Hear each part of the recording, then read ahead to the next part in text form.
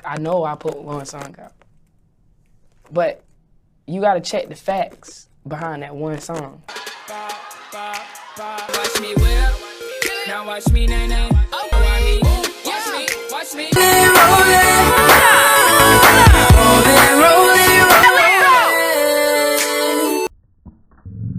Alright, welcome back to SouFLoTV again, everybody. It is your host with the most. Go ahead and smash that like button, smash that subscribe button, and make sure that you hit that bell so you are notified every time we go live or when we upload new content to SouFLoTV right here. Now, if you don't know this song, the Whip Nae Nae song, watch me whip, watch me nae nae. If you don't know that song, you must have been living under a rock for the last 5 to 7 years. I would say 5 years because it came out in 2015 and we are now in 2021. So 5 years. You must have been living under a rock. It was one of the biggest songs to ever come out. I would say the wave that Whip and Nae Nae took over, especially where children are concerned. All my kids were whipping and nae naeing, and to this day, the dance is still relevant. However, the brother who created that young man is in some trouble. He has been charged with murder for killing his own cousin, fatally shooting his own cousin. So, as the story goes, and I love how the New York Times covered it because they got in details about the dance and everything. So, it says that the rapper Silento, which is his name, Silento, whose hit Watch Me, Whip Nae Nae was viral phenomenon in 2015, has been arrested and charged in the shooting death of his own cousin outside Atlanta last month. Silento, whose real name is Ricky Hawk, he was arrested on Monday, and the police in DeKalb County, Georgia, said in a statement. They said that they had identified Mr. Hawk, who is now 23 years old, as the suspect in the fatal shooting on January 21st of Frederick Rooks, who is 34 years old, in Decatur, Georgia, about 7 miles northeast of Atlanta. Now, if you ask me why he shot his cousin, I don't know. There could be rumors flying around out there, but this gets kind of deep. We don't know the inside details. We don't know if it was over drugs. We don't know if it was over a real family feud. I don't know. So officers responded to a report of gunshots in a residential neighborhood in the Pantersville section of Decatur in the early hours of January 21st of 2021. According to the police report, officers arrived to find the victim, later identified as Mr. Rooks, in the middle of the street. He had been shot in the face and in the leg and was bleeding severely, the police report said. When emergency medical workers arrived, they pronounced him dead at the scene. Video footage that were obtained from doorbell cameras at several homes in the area captured at least one gunshot and showed cars that were fleeing the scene, according to report. It was through these videos that they were able to trace back to Silento. Mr. Hawk had been charged with 1 count of murder, and the police said in their statement that they were still working to establish a motive for why all this had happened. It was not immediately clear if Mr. Hawk had a lawyer. The publicist, however, on Tuesday said that he had suffered from a series of mental health illnesses in recent years.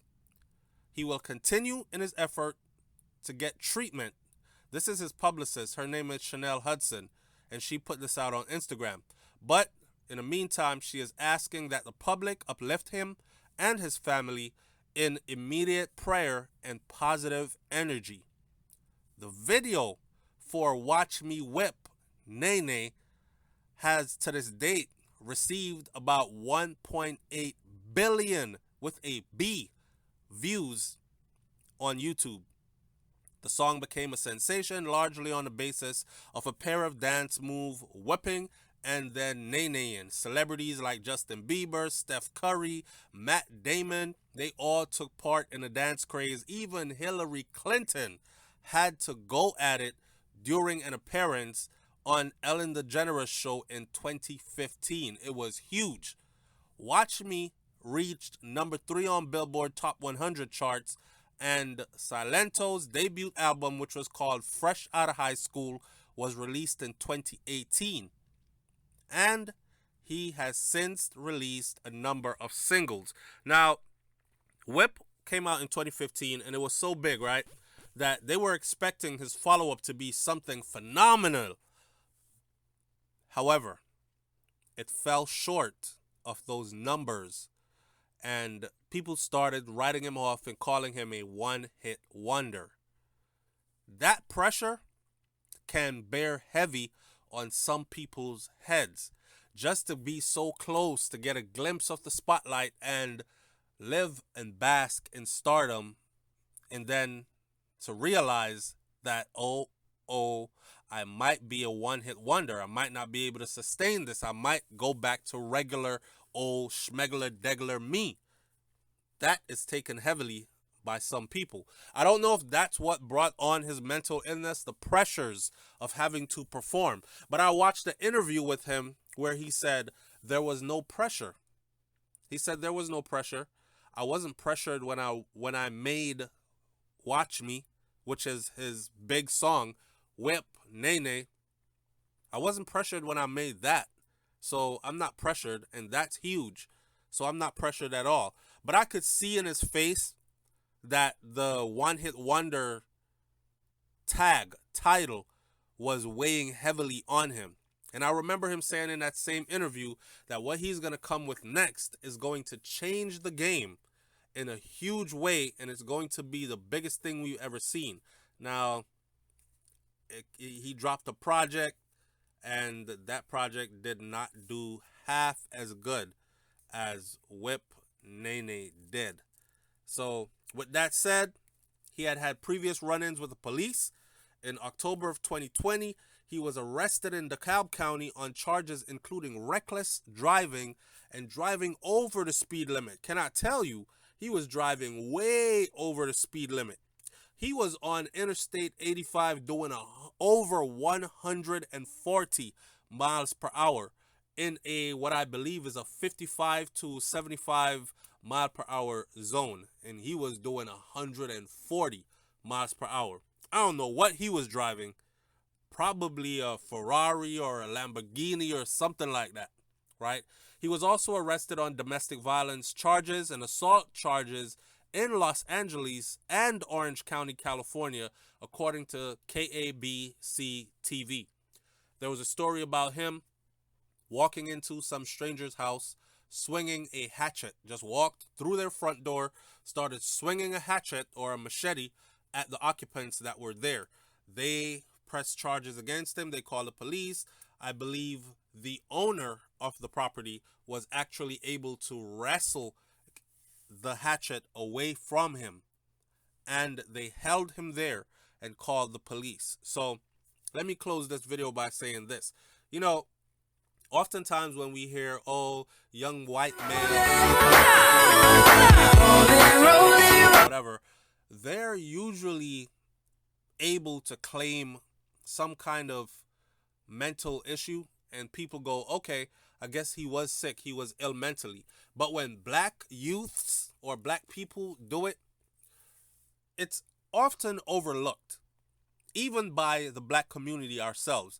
I mean, the way we look at and the way we treat mental illness within our community, with our people, there's so much stigmas attached to it that you prefer to hide your issues if you are experiencing these issues. Oh, he's crazy, or he probably on drugs and it messed up his mind, or they say a bunch of different things. Somebody put some voodoo on him, or, you know, all kinds of stuff other than the real stuff, which is clinical depression or just plain old mental illness, chemically off balanced and needs professional care.